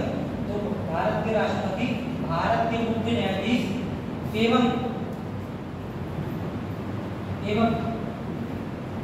उस राज्य के मुख्य न्यायाधीश, एवं उस राज्य के मुख्य न्यायाधीश, उस राज्य के मुख्य न्यायाधीश से परामर्श करके, से परामर्श करके हाईकोर्ट में, हाईकोर्ट में अतिरिक्त न्यायाधीशों, हाईकोर्ट में अतिरिक्त न्यायाधीशों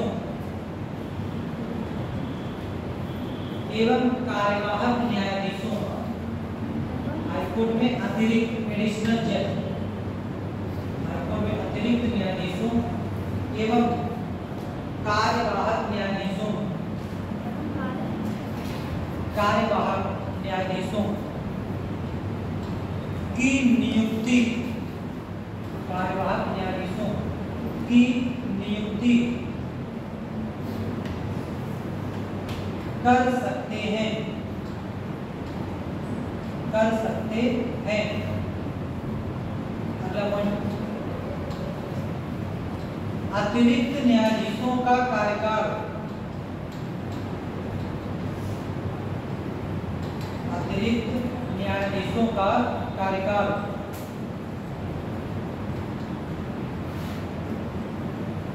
2 वर्ष, अधिकतम 2 वर्ष। अतिरिक्त न्यायाधीशों का कार्यकाल अधिकतम 2 वर्ष या 62 वर्ष की आयु तक, या 62 वर्ष की आयु तक होता है, 62 वर्ष की आयु तक होता है। अगला पॉइंट, हाईकोर्ट में, हाईकोर्ट में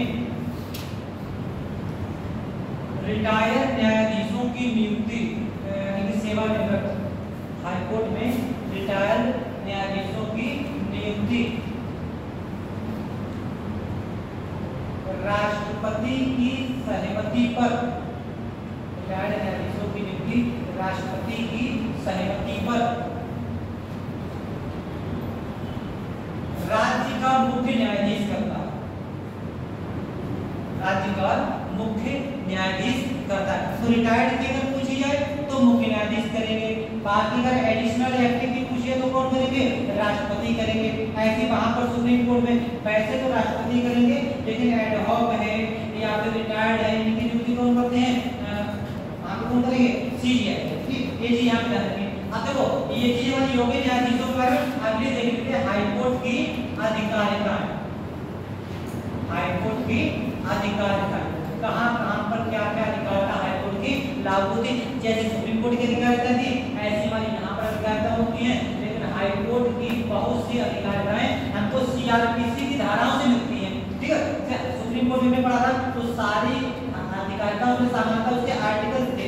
हाई कोर्ट के लिए सामान्य आर्टिकल्स कम है क्योंकि हमारे एक चलता है आईपीसी, आपको नहीं चलता है, और सीआरपीसी चलता था पहले, तो बीएनएस आ गई थी, लेकिन इसकी धाराएं अभी भी है।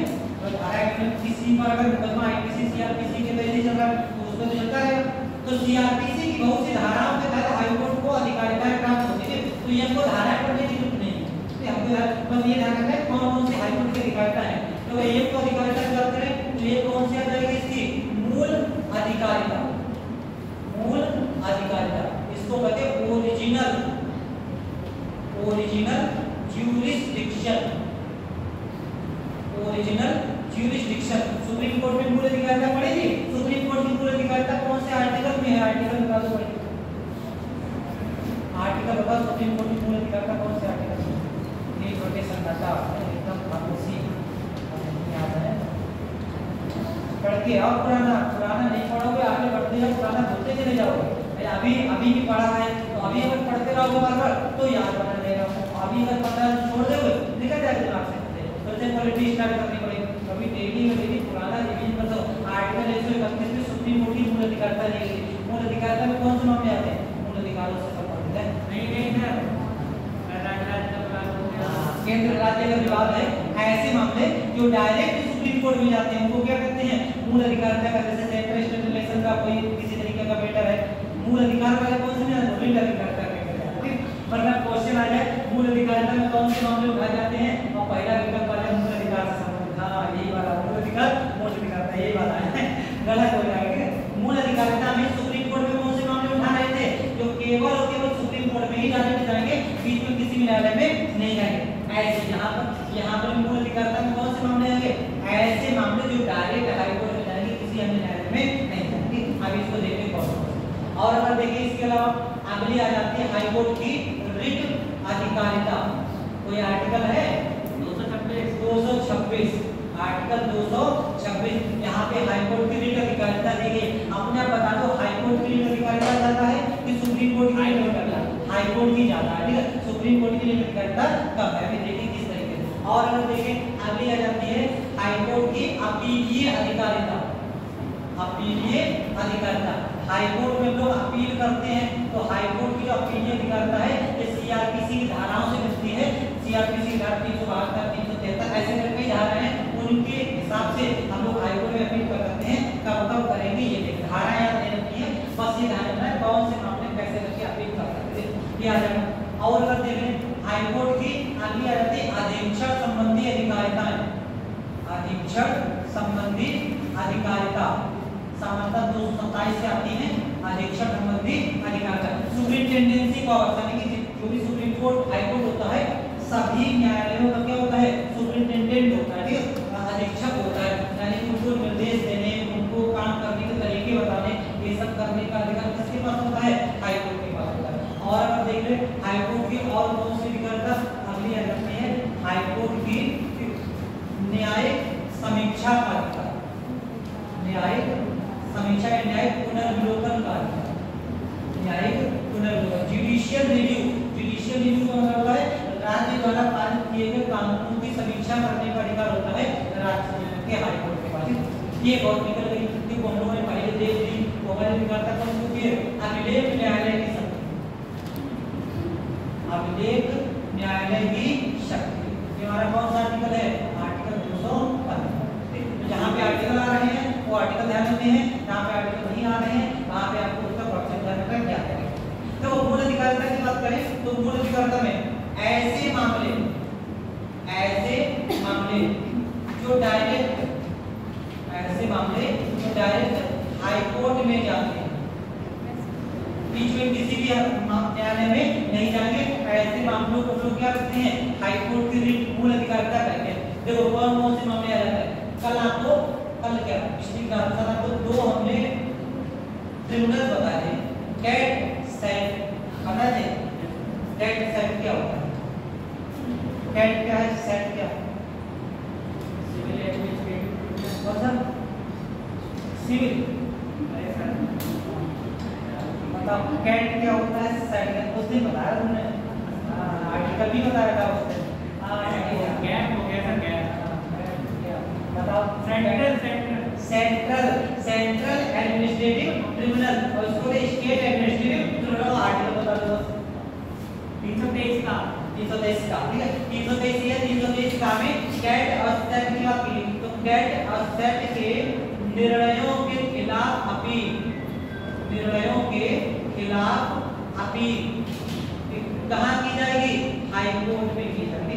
अब एक क्वेश्चन ध्यान से सुनो, ठीक, खूब ध्यान से क्वेश्चन सुनो, उसके बाद आंसर देना, ठीक। एग्जैक्ट सेम मुझे वैसे बता दे रहा है, फिर बताना इसका आंसर, ठीक। तो पहला जो स्टेटमेंट दिए हैं, पहला स्टेटमेंट हमारा है, पहला स्टेटमेंट है एन चंद्र कुमार मामले में आया, इससे पहले नाम एन चंद्र कुमार का है। क्वेश्चन बहुत ध्यान से सुनना, अगर पॉलिटी का एक शब्द गौर किया करो, क्वेश्चन में क्या लिखा हुआ है तब क्वेश्चन सही होगा। पॉलिटी का शब्द का ध्यान नहीं दिया, क्वेश्चन गलत हो जाएगा। तो पहला क्वेश्चन है, पहला विकल्प है एन चंद्र कुमार मामले में सुप्रीम कोर्ट ने न्यायिक पुनर्विलोकन को, न्यायिक पुनर्विलोकन को संविधान का बेसिक स्ट्रक्चर घोषित किया है। ध्यान से सुनना, फिर आंसर देना। पहला विकल्प है एन चंद्र कुमार मामले में 1987 का 87 मामला है। एन चंद्र कुमार मामले में सुप्रीम कोर्ट ने न्यायिक पुनर्विलोकन को बेसिक स्ट्रक्चर घोषित किया है, पहला विकल्प। दूसरा विकल्प है सुप्रीम कोर्ट के अनुच्छेद 323 का के अनुसार कैट एवं सेट के निर्णयों के खिलाफ अपील केवल हाई कोर्ट में की है, ठीक है। दो विकल्प, पहला खूब ध्यान से पढ़ो इनको, फिर आंसर देना। एन चंद्र कुमार मामले में अगर पहले हमने जो बात बताई थी वो ध्यान होगी तब आंसर दे दोगे, अगर नहीं ध्यान होगी तब तो कभी गलत करोगे, ठीक है। अब देखो ध्यान से सुनो, एन चंद्र कुमार मामले में न्यायिक पुनर्विलोकन को सुप्रीम कोर्ट ने संविधान का बेसिक स्ट्रक्चर घोषित किया, ठीक। दूसरा स्टेटमेंट है अनुच्छेद 323 का या 323 ए के अनुसार कैट और सेट, यही वाला कैट और सेट के निर्णयों के खिलाफ अपील केवल सुप्रीम हाई कोर्ट में की जाएगी, ठीक है। इसके बाद सुप्रीम कोर्ट में जाए नारी बात करें, पहले हाई कोर्ट में की जाएगी। इसमें से केवल एक सही है, केवल दो सही है, एक एवं दो दोनों सही है, ना तो एक ना दो। अब बताओ कौन सा सही है, कौन सा गलत?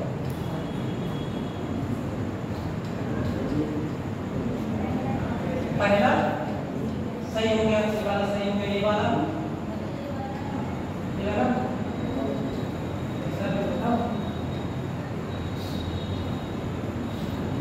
समझना क्या लिखा हुआ कि 323 ए, ये वाला जो था 323 ए में कैट सेट का प्रावधान किया। 323 ए के अनुसार कैट और सेट के निर्णयों के खिलाफ हाई कोर्ट में की जाए, निर्णयों के खिलाफ अपील कहाँ की जाएगी? हाई कोर्ट में की जाएगी। ये 323 ए के अनुसार बताइए ये वाला सही है कि गलत? सही है, गलत है? क्यों गलत है? नहीं तो पहले तो हाई कोर्ट में करेंगे, डायरेक्ट सुप्रीम कोर्ट में थोड़ी जाएंगे, सर ये केवल तो बताते नहीं। हाँ बताओ, अच्छा आपका गलत है ना दूसरा, ठीक है, और किसी का दूसरा गलत है? नहीं, गलत बात है, दूसरा सही है, पहला सही है, आपका पहला सही गलत है, पहला सही, आपका पहला सही दूसरा गलत है, बाकी आपका दोनों, आपका दूसरा समझ पता नहीं है, फिर बाकी और लोग दोनों सही है, आप देखो ये वाला तो सही है, आपका आंसर सही है, आपका आंसर, बस आपकी एक्सप्लेनेशन सही नहीं है, आंसर आपका सही है, केवल एक सही है, केवल एक सही है, ये वाला गलत है। पता क्यों गलत है? इसलिए गलत नहीं कि हाई कोर्ट, अभी तो हाई कोर्ट में की जाएगी, लेकिन ये बात आर्टिकल 323 ए में नहीं लिखी हुई, ठीक है, ये बात संविधान में नहीं लिखी हुई है, ये बात सुप्रीम कोर्ट ने अपने डिसीजंस में कही। उस दिन में मैंने बात बताई थी कि 323 ए में लिखा हुआ है कि कैट और सेट के निर्णयों के खिलाफ में सुप्रीम कोर्ट में की जाएगी, ठीक। एन चंद्र कुमार का मामला है, इसमें सुप्रीम कोर्ट ने कहा था कि नहीं, न्यायिक पुनर्विलोकन सुप्रीम कोर्ट का मतलब संविधान का बेसिक स्ट्रक्चर है और न्यायिक पुनर्विलोकन करने की शक्ति हाईकोर्ट के पास है, हाईकोर्ट की शक्ति को सीमित नहीं कर सकते, फिर ऐसे में कहा था कि अब इसके निर्णयों के खिलाफ अपील कहाँ की जाएगी? हाईकोर्ट में की जाएगी। तो अगर ये 323 ए की बात करें तो इसमें तो ये लिखा हुआ था कि सुप्रीम कोर्ट में अपील की जाएगी, ठीक है। एन चंद्र कुमार की मामले में कहते हैं कि अपील कहाँ की जाएगी, हाई कोर्ट में की जाएगी। ये बात आर्टिकल 323 ए में नहीं लिखी हुई। आधा स्टेटमेंट सही है, आधा स्टेटमेंट गलत हो गया। जब आधा सही आधा गलत हो जाएगा तो पूरा ही गलत हो जाएगा, ठीक है। ऐसा नहीं करना है, थोड़ा सा मान लेते हैं तो पूरा स्टेटमेंट क्या हो जाएगा, गलत हो जाएगा। केवल एक सही है, दूसरा गलत होगा, ठीक है।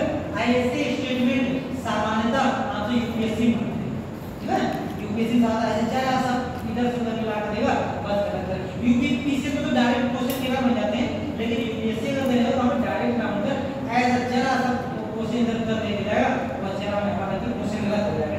तो ध्यान रखो, ये एक स्टेटमेंट को ये एक सब ध्यान से पढ़ो कि क्या बात लिखी हुई है, क्या बात लिखी हुई है। तो उसने आपको एक आर्टिकल बताया था कि आर्टिकल 80 के अनुसार राज्यसभा के सदस्यों का कार्यकाल 6 वर्ष होता है, पता है तो गलत, ठीक है।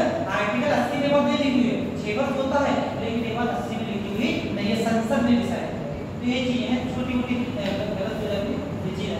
तो जो मूल अधिकारिता की अगर बात करें तो मूल अधिकारिता में कौन-कौन से मामले आ जाते हैं, ऐसे मामले टेट और सेट के निर्णयों के खिलाफ अपील ये कहाँ की जाएगी, हाई कोर्ट में की जाएगी।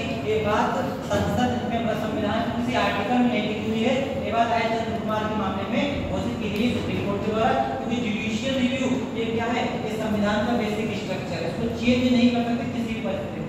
और अगर देखें और कौन-कौन से मामले हमारे हाई कोर्ट में जाते हैं, जितने भी एमपी या एमएलए विधायक हैं, यानी कि सांसद और विधायक अगर इनके निर्वाचन से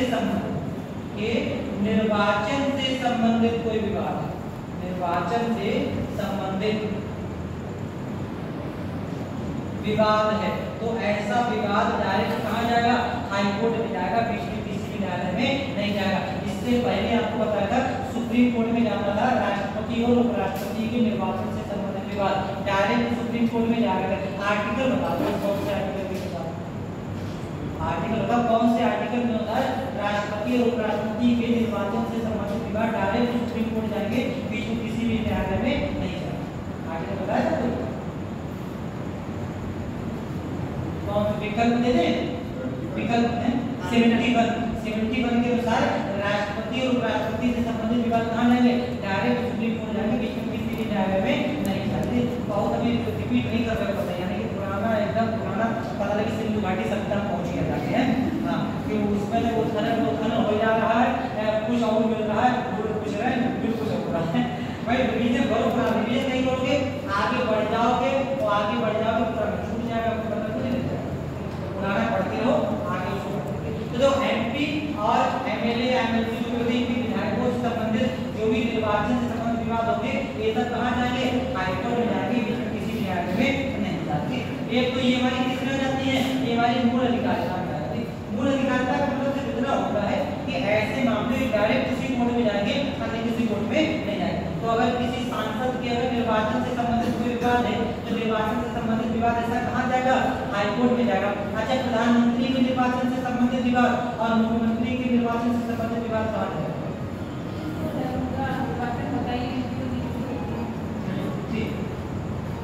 बात सही है, नियुक्ति होती है, लेकिन अगर उसका किसी इनडायरेक्टली किसी ना किसी तरीके से उनको चुना गया था, ठीक, तो अगर उनके इलेक्शन से संबंधित कोई विवाद हो तो कहा हाई बात है, नियुक्ति होती है, लेकिन इनडायरेक्टली चुना गया है, ठीक, तो अगर वो विवाद इसमें मान लिया अगर ये विवाद आ जाए कि प्रधानमंत्री नरेंद्र मोदी का बनारस से निर्वाचन गलत तरीके से हुआ है, ठीक, तो ये विवाद कहाँ पहुंचे, हाईकोर्ट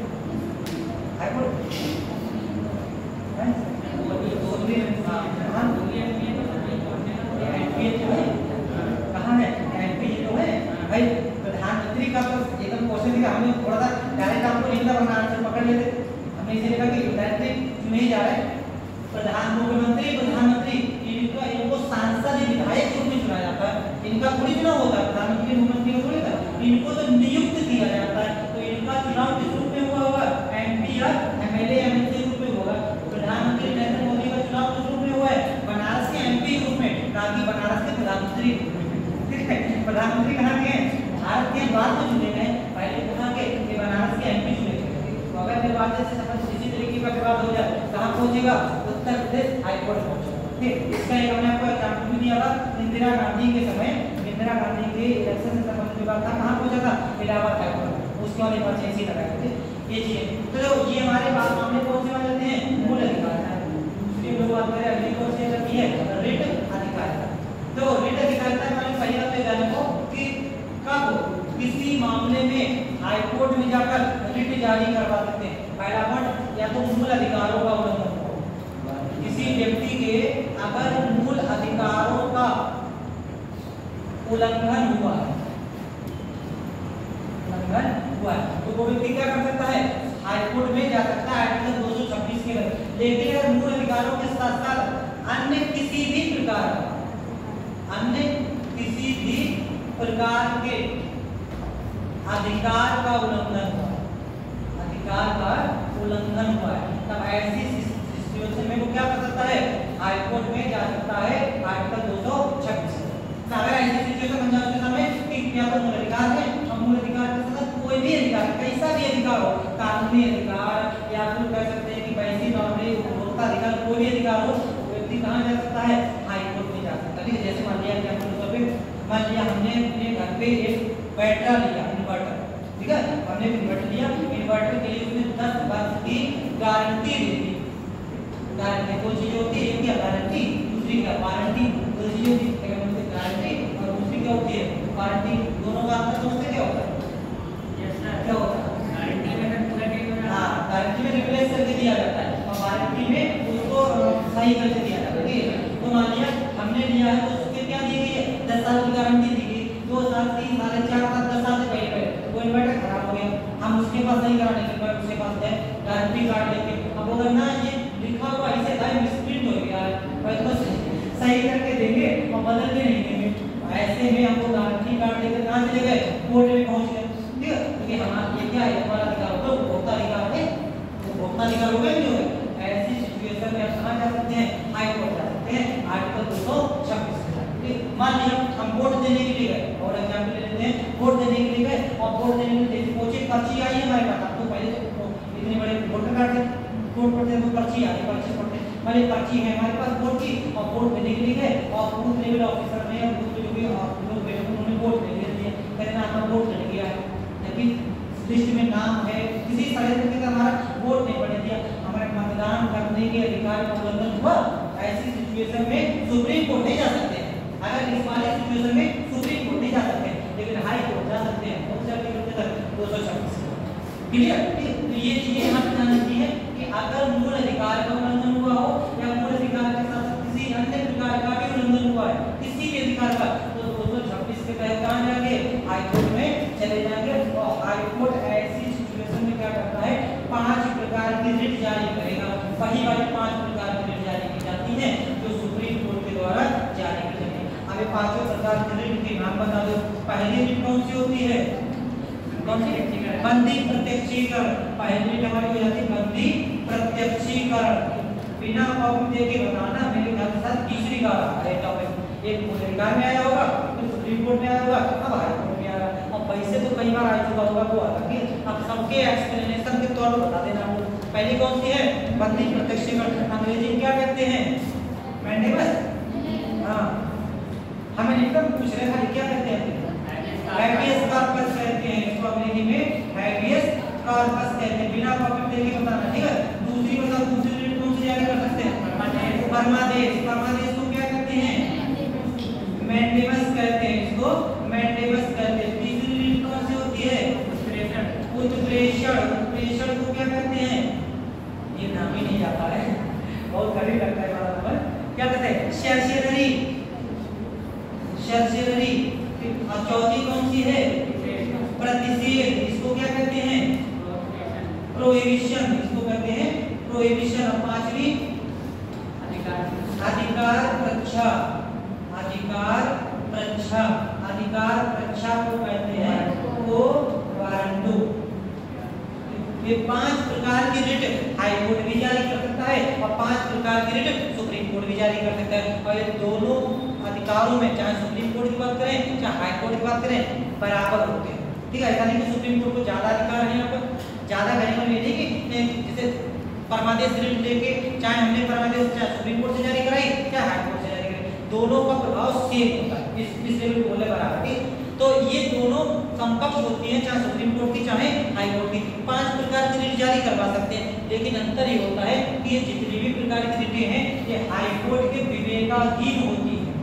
इसका मतलब क्या हुआ कि हाई कोर्ट के विवेकाधीन मतलब ये है कि जब भी हम लोग 226 के तहत हाई कोर्ट जाएंगे तो हाई कोर्ट मना कर सकता है, लेकिन 32 के तहत अगर सुप्रीम कोर्ट जाएंगे तो सुप्रीम कोर्ट मना नहीं करेगा, क्योंकि 32 क्या है, हमारा फंडामेंटल राइट है, और 32 तो बेसिक स्ट्रक्चर ही, ठीक है, 32 को बेसिक स्ट्रक्चर भी घोषित किया गया है। 32 को छीन नहीं सकती है सरकार, 32 रहेगा ही रहेगा, उसको सस्पेंड कर सकती है केवल आपातकाल में। ऐसे 226 के अंदर क्या है कि विवेकाधीन है हाईकोर्ट के, हाईकोर्ट का अधिकार नहीं है कि हाईकोर्ट ये 5 प्रकार की रिटें जारी करे। अब सिचुएशन हम बता रहे, अब आप बताओ कौन सी रिट जारी करवाएंगे। जैसे मान लिया हम गए, हमने किसी स्कूल में, पहले हमारी छोटी सी बच्ची है उसका एडमिशन कराने के लिए स्कूल में गए, और स्कूल में आधार कार्ड मांग रहे हैं, आधार कार्ड बनवाने के लिए गए, और कहिए बैंक ऑफ बड़ौदा में आधार कार्ड बनता है, बैंक ऑफ बड़ौदा में आधार कार्ड बनाने के लिए गए, उसने आधार कार्ड बनाने के लिए बहुत लंबी डेट दे दी या बनाने से मना कर दिया। ऐसी सिचुएशन में उस बैंक ऑफ बड़ौदा के कर्मचारी के खिलाफ कौन सी रिट जारी की जाएगी? परमानेंट। क्यों? उसने अपने कार्य को करने से मना कर दिया, तो हमारे बच्चे की शिक्षा का अधिकार प्रभावित होगा। और बता दो, जैसे मान लिया पीसीएस का फॉर्म आया, ठीक है, पीसीएस का फॉर्म आया, और पीसीएस का फॉर्म आने के बाद मान लिया आपने भी अप्लाई किया, हमने भी अप्लाई किया, और किसी तरीके से मान लिया हमने किसी तरीके से पोस्ट लाने नहीं करे, घुस चलती मान लिया घुस नहीं चलती, ठीक है, लेकिन हमने मान लिया किसी गलत तरीके से हमने वो पोस्ट अर्जित कर दी, हमारे लिए आपकी पोस्ट रहेगी, कौन सी रिट जारी करवाएंगे हमारे लिए? अधिकार रक्षा। हमसे पूछा जाएगा कि कौन से अधिकार के तहत हमने इस पद को धारण किया होगा, ठीक। और बता दो, जैसे मान लिया कोई नाबालिग है, उसका केस, उसका सेशन कोर्ट में कोई मुकदमा चल रहा है, कोई क्रिमिनल केस, तो उसके खिलाफ कौन सी रिट जारी करवा सकते हैं? उत्प्रेषण और या फिर प्रतिषेध, दोनों जारी करवा सकते हैं, लेकिन दोनों में से अलग अलग सिचुएशन में जारी कराएंगे। उत्प्रेषण कब जारी कराएंगे, प्रतिषेध कब जारी कराएंगे? मुकदमा चल रहा है तो उत्प्रेषण, ये सब्सिडी, और डिसीजन आ गया तो प्रतिषेध, सही है, उल्टा बता रहे हैं, ठीक है। अगर मुकदमा चल रहा है, मुकदमा चल रहा है तो प्रतिषेध जारी करेंगे, रोक लगा देंगे, प्रतिषेध मतलब रोक देना, और डिसीजन आ गया तो डिसीजन को रद्द कर देंगे, कौन से माध्यम से? शर्त रद्द के बाद, ठीक। ऐसे करना है, इसमें क्या है, इसमें मुकदमे को रद्द किया जाता है, और प्रोहिबिशन किसी मुकदमे को रोक दिया जाता है, रोक दिया, ठीक है। ये 5 प्रकार की रिट जारी की जाती है हाई कोर्ट के द्वारा अनुच्छेद 226 के तहत। क्लियर यहाँ तक की बात है? इतनी चीजें आपको हाई कोर्ट की रिट अधिकारिता करनी है। देखो फिर से एक बार देख लो, मूल अधिकारिता की बात करें तो मूल अधिकारिता में ऐसे सभी मामले जो डायरेक्ट हाई कोर्ट में जाते हैं, बीच में किसी भी कोर्ट में नहीं जाएंगे, उनको क्या कहते हैं? मूल अधिकारिता कहते हैं। एग्जाम्पल के तौर पे अगर पूछा जाए तो कैट या सेट के निर्णयों के खिलाफ अपील कहाँ की जाएगी? हाई कोर्ट में की जाएगी। लेकिन खूब दिमाग में बात बिठा लेना, ये बात संविधान के आर्टिकल में लिखी हुई नहीं, ठीक है। अगर याद पूछी जाए तो ये बात संविधान के आर्टिकल में नहीं है, आर्टिकल में तो ये बात सुप्रीम कोर्ट के लिए लिखी हुई थी, लेकिन इसका मतलब नहीं, ये बात किसके द्वारा कही गई है? सुप्रीम कोर्ट के द्वारा, कि जुडिशियल रिव्यू क्या है? संविधान का बेसिक स्ट्रक्चर है, और हाई कोर्ट की ऐसी शक्ति को संसद सीमित नहीं कर सकती। ऐसी अपील कहाँ की जाएगी? हाई कोर्ट में, ठीक। अगला पॉइंट, एमपी और विधायक जितने भी होते हैं, इनके निर्वाचन से संबंधित कोई विवाद होगा तो कहाँ जाएगा? हाई कोर्ट में जाएगा। लेकिन अगर धर्मदंड विरोधी मामले में अगर कोई विवाद है तो कहाँ जाएगा? Supreme court. धर्मदंड वाला तो वो संसद में जो और अधिकारी के पास जाएगा, सुप्रीम कोर्ट से तो मतलब ही नहीं। अगर निर्वाचन से संबंधित विवाद है तो हाई कोर्ट में जाएगा, और एंटी डिफेक्शन लॉ से संबंधित है तो कहाँ जाएगा? पीठासीन अधिकारी के पास जाएगा, जिस सदन का वो सदस्य है। विधायक है तो अगर विधानसभा का तो विधानसभा अध्यक्ष, विधान परिषद तो विधान परिषद के सभापति, एमपी है लोकसभा का तो लोकसभा अध्यक्ष, और राज्यसभा का तो राज्यसभा का सभापति। क्लियर की बात है। रिट अधिकारिता की बात करें, आर्टिकल पूछा कौन सा है? 226 पहला पॉइंट। दूसरा पॉइंट, ये हाई कोर्ट की विवेकाधीन शक्ति है, हाई कोर्ट का अधिकारी नहीं है। तीसरा पॉइंट, चाहे मूल अधिकार हो चाहे अन्य किसी भी प्रकार का अधिकार हो, कहाँ जा सकते हैं? हाई कोर्ट जा सकते हैं। चौथा पॉइंट, 5 प्रकार की रिट जारी की जाती है, और ये सुप्रीम कोर्ट के समकक्ष होती है। जितनी अधिकारिता सुप्रीम कोर्ट की रीट रखती है उतनी ही अधिकारिता हाई कोर्ट की रीट रखती है। स्वतंत्र ये होता है कि ये अपने राज्य क्षेत्र तक सीमित है, ठीक है, ये राज्य तक सीमित है, ये दूसरे राज्य के खिलाफ इस तरीके का नहीं होता है। ये अपने राज्य में की जाएंगी और सुप्रीम कोर्ट पूरे भारत के लिए, ठीक है। ये चीज हमारी होती है, कब कब जारी की जाती है ये आपको बता दी, ये चीजें आपको ध्यान रखनी है। यही का कार्य बोलते हैं। अभी अपनी वगैरह वाली बची हुई है, शाम को आपकी यहाँ क्वालिटी की क्लास रहेगी और क्वालिटी में हम लोग कहाँ तक देख लिया था, शायद राष्ट्रपति वगैरह हो गए थे, ये सब हो गए थे। संसद, हाँ संसद के क्वेश्चन रहेंगे, ठीक है, संसद के क्वेश्चन रहेंगे और जितने क्वेश्चन हो जाएंगे वैसे होने, ठीक है। और 8:30 बजे का मतलब है एग्जैक्ट 8:30 बजे, ठीक है। एकदम 8:30 मतलब 8:30 लेट ना किया करो, क्योंकि बीच में लोग आते हैं ना उसे जोड़ तो देते हो, लेकिन बीच में थोड़ी सी डिस्टर्बेंस हो जाती है, तो कोशिश किया करो बाकी का खाना ना खा लिया तो पहले 1 घंटे बाद खाएगा, ठीक है। हम थोड़ी बीच में कुछ खाते हैं, तो इसलिए 8:30 बजे तक एग्जैक्ट टाइम आ जाएगा, ठीक है। इसके आगे का